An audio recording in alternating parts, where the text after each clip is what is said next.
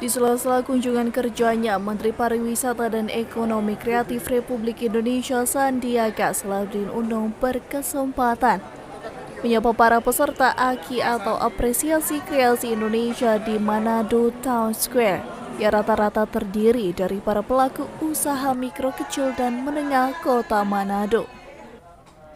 Sandiaga Uno menjelaskan saat ini pihaknya tengah menargetkan 4,4 juta lapangan kerja di Indonesia.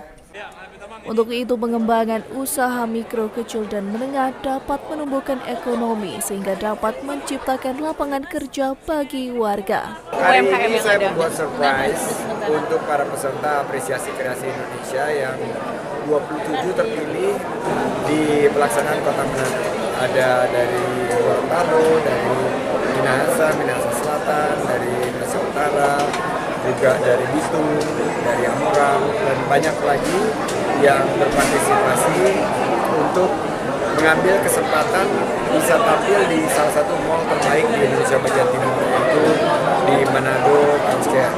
Dan ini kesempatan emas bagi UMKM dibantu pemasarannya oleh pemerintah sehingga mereka berharap akan meningkat penjualannya, penghasilan mereka juga akan semakin tinggi sehingga mereka membuka peluang usaha dan lapangan kerja.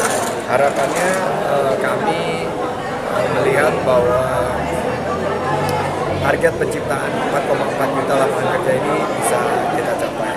Untuk pihaknya sangat mengharapkan partisipasi para pelaku UMKM di seluruh Indonesia, khususnya di Provinsi Sulawesi Utara, untuk terus berinovasi dan kreatif sehingga dapat menumbuhkan ekonomi dari desa untuk Indonesia.